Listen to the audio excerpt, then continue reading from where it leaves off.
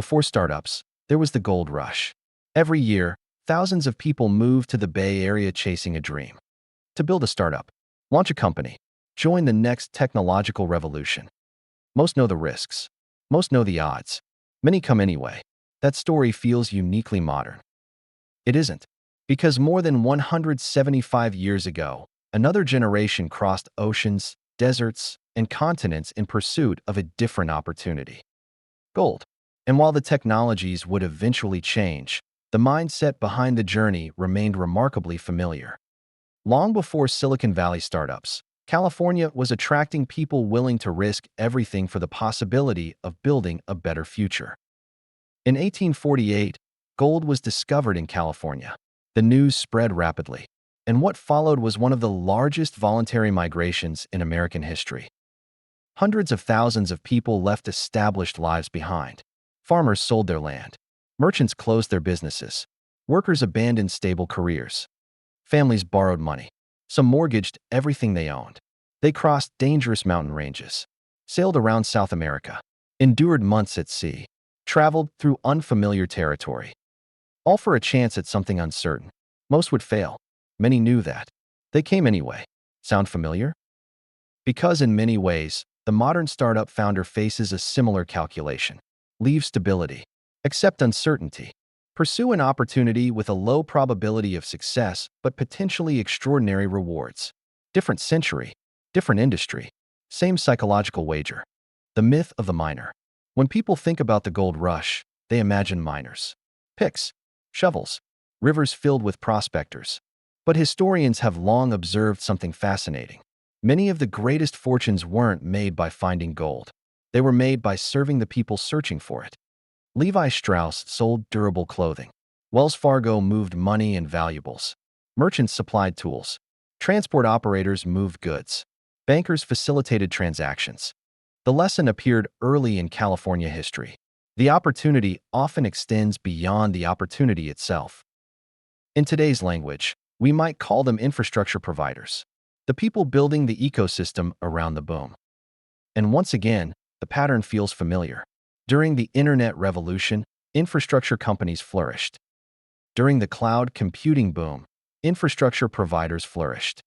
During the AI revolution, infrastructure providers are flourishing. The names change. The pattern remains. One of the most remarkable aspects of California history is how often the region reinvented itself.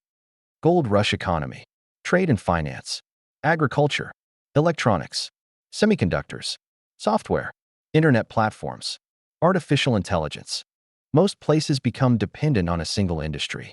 The Bay Area repeatedly moved to the next one. This constant adaptation had an important cultural effect. People learned that today's economy would not necessarily be tomorrow's economy. Success required flexibility. Opportunity required change.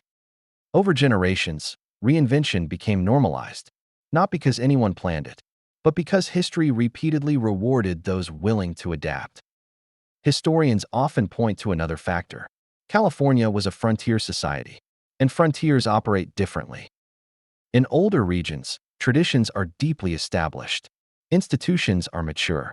Social expectations are often rigid. Frontiers are different. Rules are less settled. Opportunities are less defined. The future feels more open. People arriving in California frequently shared certain characteristics: ambition, mobility, tolerance for uncertainty, a willingness to leave familiar circumstances behind. These traits did not automatically create Silicon Valley, but they helped create an environment where experimentation felt natural, an environment where trying something new was not considered unusual. It's important not to oversimplify this story. The gold rush did not create Silicon Valley, not directly. Stanford University had not yet emerged as a research powerhouse. Venture capital did not exist. Semiconductor firms did not exist. Federal technology funding did not exist. Modern engineering networks did not exist. Those institutions would arrive later, and they would prove essential. But the gold rush may have established something equally important: a cultural precedent. A regional belief that it was reasonable to pursue opportunities that seemed uncertain, risky, and potentially transformative. That mindset would survive long after the gold itself was gone. The startup before the startup. Consider the similarities. A founder quits a stable job, moves to a new city, invests personal savings, faces uncertain odds, attempts to build something valuable. Most ventures fail. A few succeed spectacularly.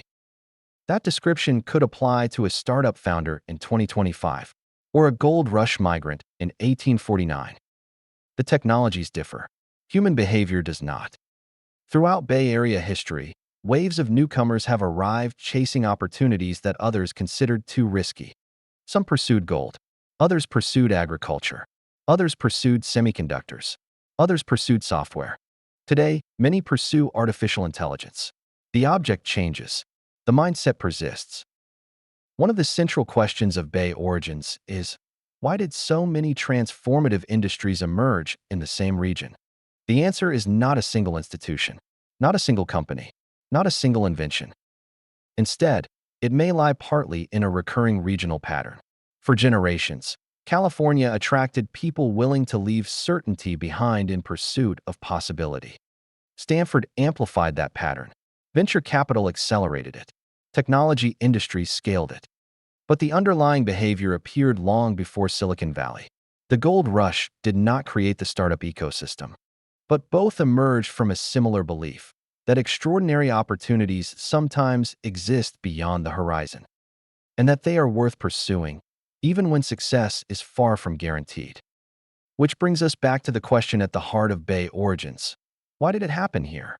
Perhaps because California became a place where taking intelligent risks wasn't merely tolerated. It became part of the culture. Lesson 1. Opportunity attracts the risk-tolerant. The gold rush attracted people willing to accept uncertainty in exchange for possibility. The same remains true today. Great opportunities rarely appear risk-free. If everyone agrees it's safe, the opportunity is usually gone. Lesson 2. Infrastructure often outperforms the rush. Many of the largest gold rush fortunes came from serving miners rather than mining. History repeatedly rewards those who build systems around emerging opportunities. Ask yourself, am I participating in the trend or enabling the trend? Lesson 3. Reinvention is a strategic asset. California repeatedly shifted from one dominant industry to another. Organizations face the same challenge. The most successful companies are often those willing to abandon yesterday's advantages to pursue tomorrow's opportunities.